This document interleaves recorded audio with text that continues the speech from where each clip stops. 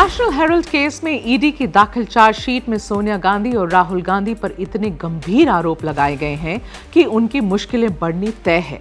राहुल सोनिया की इन्हीं मुश्किलों को कम करने के लिए पूरी की पूरी कांग्रेस सड़क पर उतरकर प्रदर्शन कर रही है। तो आखिर ईडी ने अपनी चार्जशीट में ऐसा क्या बड़ा आरोप लगा दिया जो पहले कभी सामने नहीं आए थे, और अभी ईडी ने ऐसा क्या खोज निकाला जो पूरे गांधी परिवार के लिए सबसे बड़ी मुश्किल खड़ी कर सकता है। आज आपको बताएंगे विस्तार से। हेलो, मैं हूं मेघा प्रसाद और आप देख रहे हैं ABP live. National Herald case में सोनिया गांधी और राहुल गांधी की मुसीबत तब से ही शुरू हो जाती है जब इस केस में ईडी की एंट्री होती है, और ईडी की ये कहानी शुरू होती है साल 2013 में, जब बीजेपी नेता सुब्रमण्यम स्वामी दिल्ली की अदालत में इस केस को लेकर जाते हैं। सुब्रमण्यम स्वामी के आरोप के आधार पर दिल्ली के पटियाला हाउस कोर्ट के मेट्रोपॉलिटन मैजिस्ट्रेट 2 26 जून 2014 को एक आदेश जारी करते हैं जिसमें सभी आरोपियों के खिलाफ प्राथमिक तौर पर केस चलाने के लिए पर्याप्त आधार होता है। सुब्रमण्यम स्वामी के आरोप के आधार पर सोनिया गांधी, राहुल गांधी, मोतीलाल वोरा, ऑस्कर फर्नांडिस, सुमन दुबे, सैम पिट्रोडा और यंग इंडिया कंपनी पर आईपीसी की धारा 403, 406, 420 और 120 बी के तहत केस दर्ज होता है। कोर्ट के इस आदेश को गांधी परिवार और अन्य दूसरे आरोपी हाई कोर्ट और फिर सुप्रीम कोर्ट में चुनौती देते हैं, लेकिन दोनों ही अदालतें इस केस में ट्रायल से खुद को अलग कर लेती हैं। लेकिन 420 और 120 बी आईपीसी के तहत भी केस होता है, तो ऐसे केस की जांच ईडी भी करती है, और पीएमएलए के तहत ईडी साल 2021 में केस दर्ज कर जांच शुरू करती है।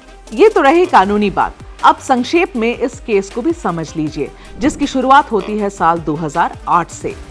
नेहरू के जमाने में बनी कंपनी एसोसिएटेड जर्नल लिमिटेड 3 अखबारों का प्रकाशन करती है, जिसकी शुरुआत होती है साल 1938 से। अंग्रेजी में छपता है नेशनल हेराल्ड, उर्दू में कौमी आवाज और हिंदी में नवजीवन। करीब 80 साल तक छपने के बाद साल 2008 में ये तीनों ही अखबार छपना बंद हो जाते हैं। इसके बाद भी कंपनी एसोसिएटेड जर्नल लिमिटेड यानी कि एजेएल के पास करोड़ों रुपए की संपत्ति होती है। इस कंपनी में मोतीलाल वोरा, ऑस्कर फर्नांडिस और अन्य शामिल होते हैं। 23 नवंबर 2010 को एक कंपनी बनाई जाती है जिसका नाम रखा जाता है यंग इंडिया लिमिटेड। इस कंपनी में सोनिया गांधी, राहुल गांधी 38% के हिस्सेदार होते हैं। बाकी का 24% हिस्सा मोतीलाल वोरा, ऑस्कर फर्नांडिस और दूसरों का होता है।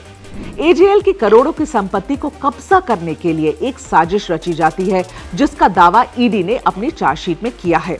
इस चार्जशीट के मुताबिक यंग इंडियन कंपनी की तरफ से एजेएल कंपनी को 90.21 करोड़ रुपए का लोन दिया जाता है। यंग इंडियन कंपनी को ये पैसे ऑल इंडिया कांग्रेस कमेटी की तरफ से दिए जाते हैं।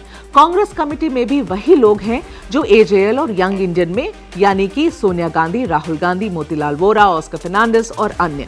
यंग इंडियन एजेएल से लोन के पैसे मांगती है और कहती है कि या तो पैसे दे दो या फिर इस लोन के बराबर कंपनी में इक्विटी दे दो। एजेएल कंपनी की मीटिंग बुलाती है ताकि एजेएल की इक्विटी यंग इंडियन को दी जा सके। इस मीटिंग में वही लोग शामिल होते हैं, यानी कि सोनिया गांधी, राहुल गांधी, मोतीलाल वोरा, ऑस्कर फर्नांडिस और अन्य, और ये लोग एजेएल की इक्विटी को यंग इंडियन को देने का फैसला कर देते हैं। यंग इंडियन को एजेएल के 9.021 करोड़ शेयर दिए जाते हैं। इसके बाद यंग इंडियन के पास एजेएल के 99% शेयर आ जाते हैं और यंग इंडियन एजेएल की मालिक बन जाती है। दूसरे शेयर होल्डर्स के पास 1% शेयर ही बचते हैं। इस तरह से आपराधिक षड्यंत्र रचा जाता है और एजेएल की हजारों करोड़ रुपए की संपत्ति यंग इंडियन के पास चली जाती है। अब ये तो रही एक कंपनी की संपत्ति को दूसरी कंपनी में ट्रांसफर करने की बात। अब समझिए कि ईडी इसे गलत क्यों कह रही है। तो सोनिया गांधी, राहुल गांधी और अन्य दूसरे लोगों का कहना है कि जो ये यंग इंडियन कंपनी है, उसके गठन का मकसद चैरिटेबल एक्टिविटी है और उस कंपनी का मकसद मुनाफा कमाना नहीं है। लेकिन ईडी का कहना है कि इस कंपनी ने ऐसा कुछ किया ही नहीं है जिससे यंग इंडियन को चैरिटेबल कंपनी कहा जा सके, और सारे फसाद की जड़ यही है।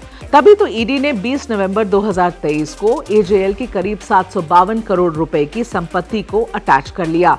वहीं ईडी ने पीएमएलए कानून के तहत और इनकम टैक्स डिपार्टमेंट की मदद से जो जांच करवाई, उसमें 414 करोड़ रुपए से ज्यादा की आमदनी पर टैक्स वायलेशन पाया गया। 27 दिसंबर 2017 को हुई इस जांच के आदेश में साफ साफ लिखा है कि ऑल इंडिया कांग्रेस कमेटी के महत्वपूर्ण लोगों यानी कि सोनिया गांधी, राहुल गांधी, मोतीलाल वोरा और ऑस्कर फर्नांडिस ने अवैध तरीके से एजेएल के ऊपर कब्जा कर लिया।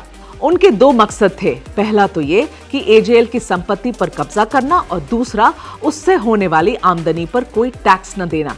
ईडी और इनकम टैक्स की इस जांच को यंग इंडियन कंपनी ने चुनौती दी। फिर से इसकी जांच हुई और तब ये पाया गया कि इस सौदेबाजी की वजह से यंग इंडियन को 398 करोड़ रुपए की आमदनी हुई थी। और अब जैसे जैसे ये केस आगे बढ़ रहा है, इसका दायरा बढ़ता ही जा रहा है और ईडी का दावा है कि अब ये पूरा मामला कम से कम 5,000 करोड़ रुपए का हो गया है। इस केस की अगली तारीख 25 अप्रैल को है और ये देखना महत्वपूर्ण होगा कि उस दिन की कार्रवाई क्या गांधी परिवार के लिए उनकी मुश्किलें और बढ़ा रही है या नहीं। आप देख रहे थे एबीपी लाइव।